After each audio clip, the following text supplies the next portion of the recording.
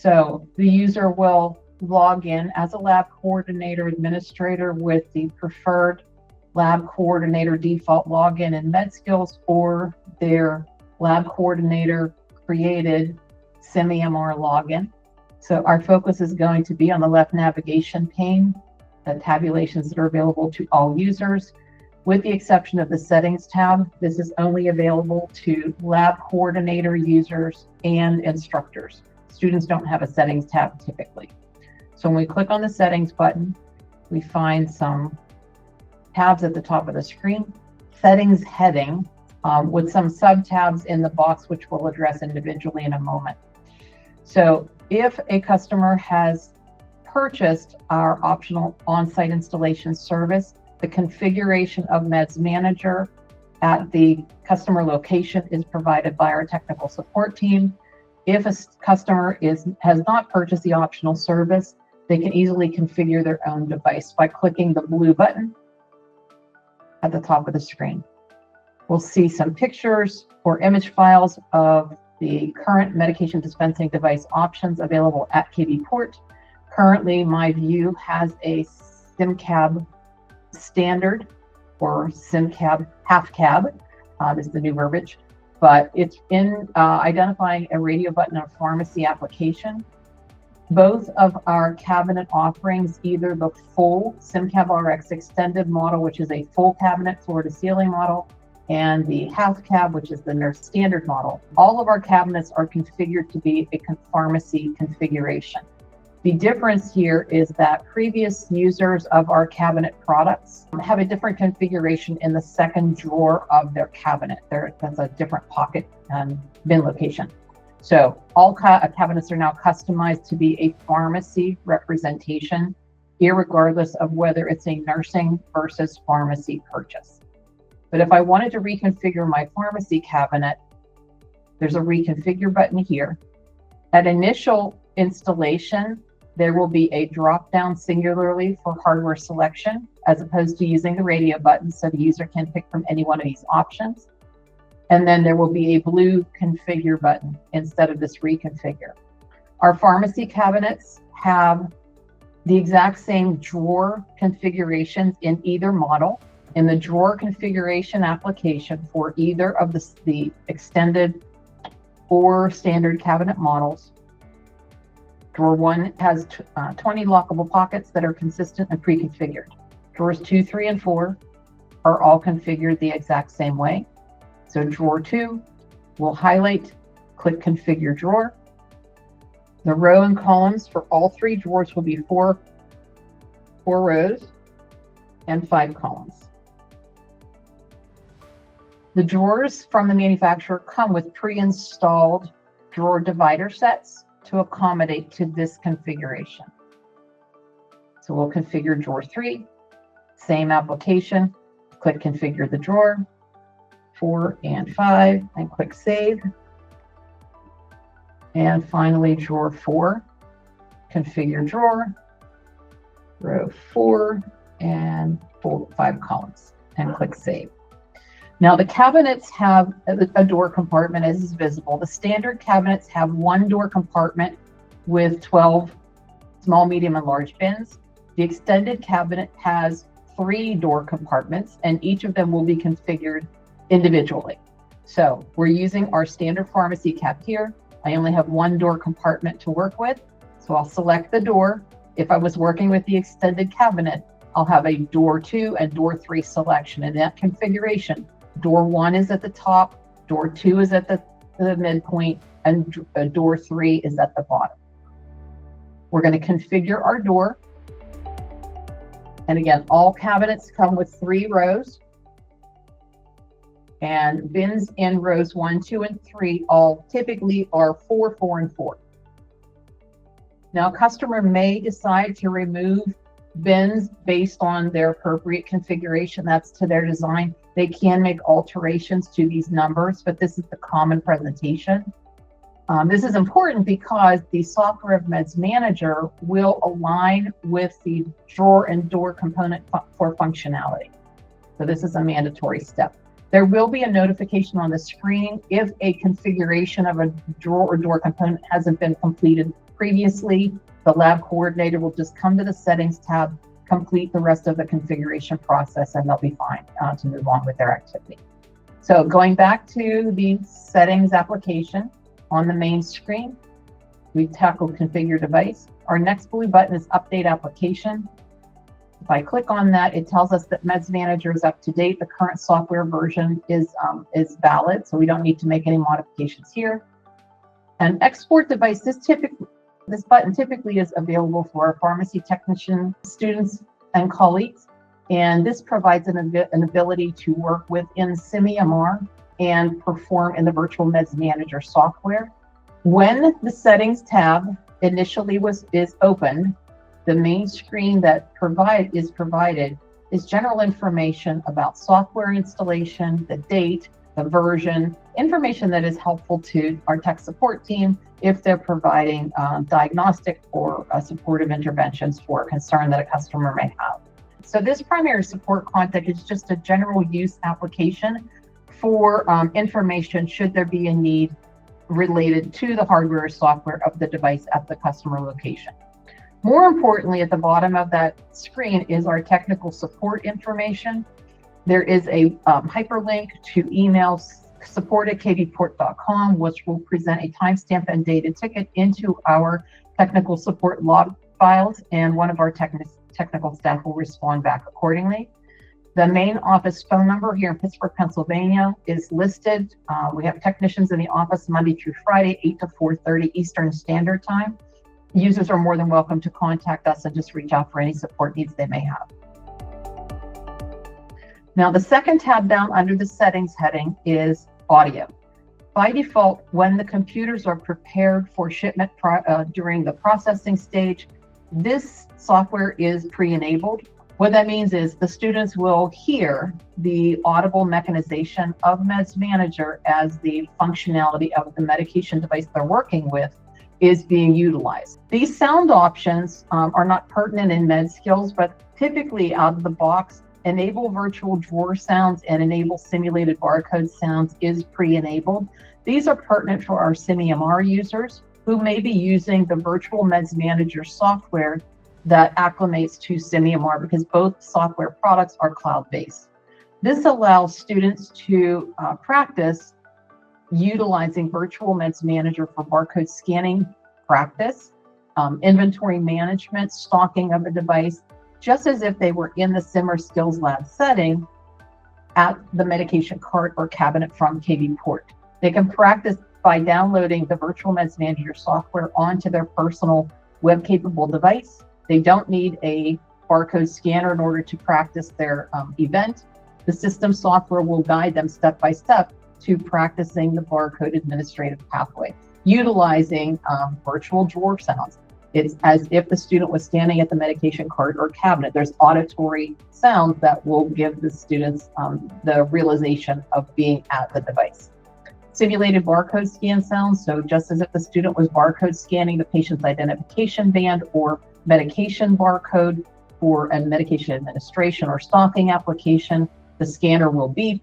There will be a red laser light that appears on the screen and gives them guiding information about following through with their process. So these are available with SimiMR only, not with MedSkills.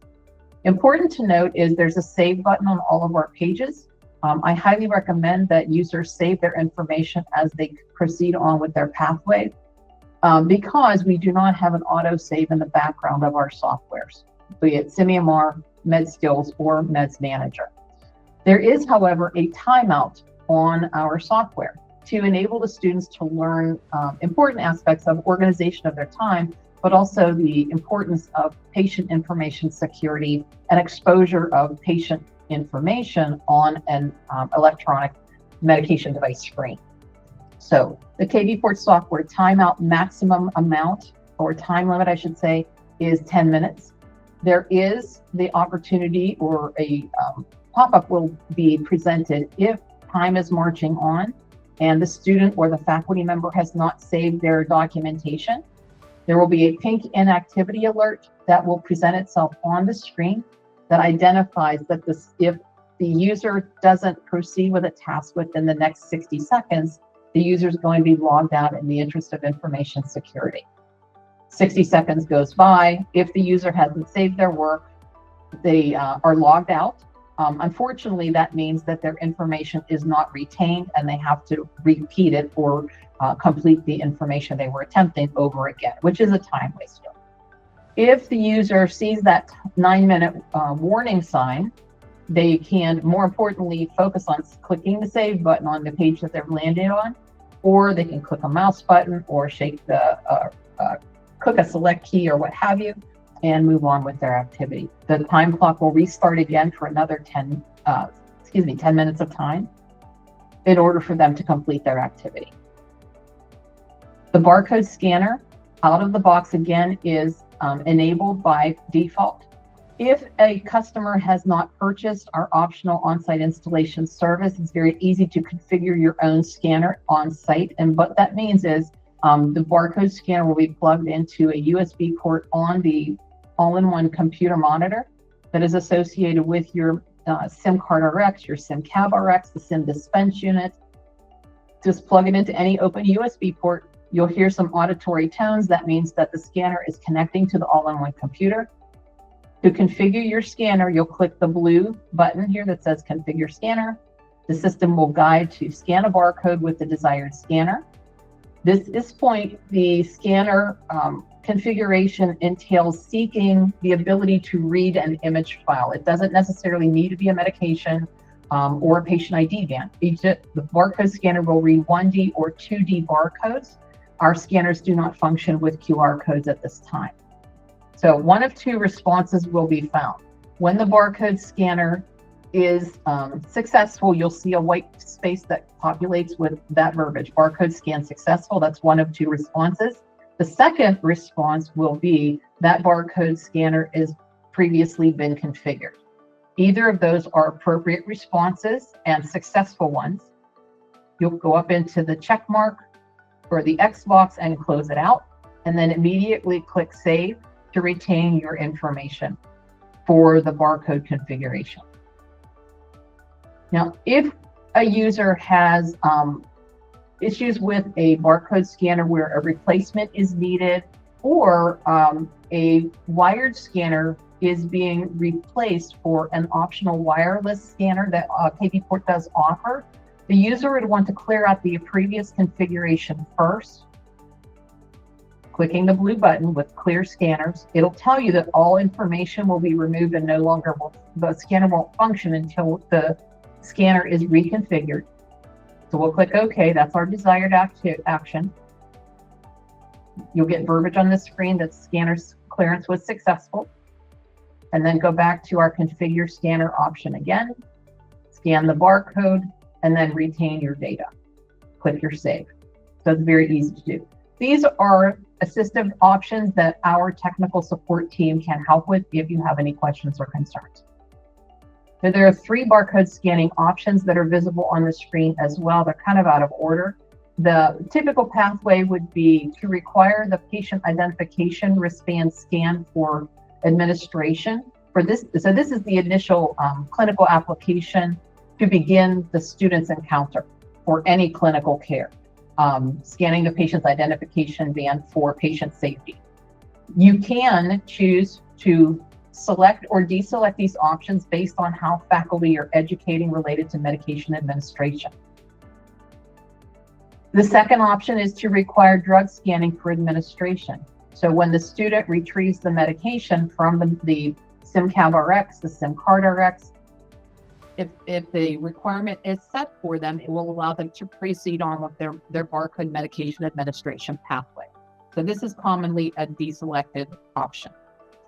Now, if both of these items are selected when students are utilizing MedsManager for their medication administration pathway, they will get prompts on the screen.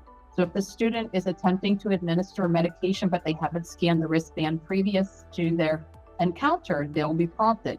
Scan the wristband first in order to proceed. They won't be able to proceed on with their pathway unless they scan the wristband. Same thing for the drug scanning. When the patient wristband is scanned successfully, all of the patient information on the name band is associated to a patient chart in that student's assignment. the drawer or door compartment on the medication dispensing device will unlock and will open in order for the student to retrieve their medication. When they do so, there will be another prompt on the screen that tells the students, please scan such and such medication in order to proceed. So please scan, for example, metoprolol 50 milligrams oral. It gives them guiding text to help them learn their skill development. The third option is to require the patient wristband scanning for administration once per patient session. What that means is if the student has more than one medication to administer, they can scan the band at the initiation of their contact event and give the first medication. If they have successive meds to give, they don't need to rescan the wristband again during that medication encounter. That helps to save time, as well as it's more relevant for clinical practice for successive scanning multiple medications. So that is also an option that can be set. Again, when you're making modifications or clicking in any boxes, make sure you're clicking your save parameter. And the final option is if you have different levels of learners coming to the skills or sim lab for their training environment, you may decide between student encounters to select or deselect certain options depending on your learner. That is totally appropriate and can be done so by the lab coordinator in preparation for the simulation event to begin. So those are options that you can include or not include depending on how you're teaching. So we'll click the save button again. And then finally, the device information. This is optional information that I or our team will typically include during the installation portion of service. So general information, and this is not a mandatory field, but it does help with guidance of the serial numbers. Should a customer need those in a quick instant. So under the description box, I'll typically include the serial number of the computer.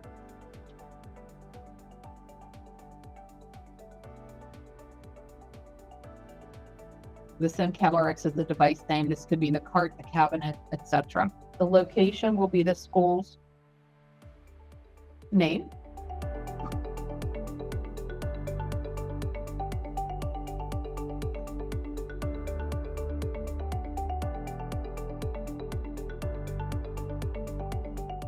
The address, general in nature. And then the reference ID could be the cart or cabinet serial number. And again, this is just for ease of use and location should a technical support need arise. That's a general visualization on how the serial number is presented on your cabinet.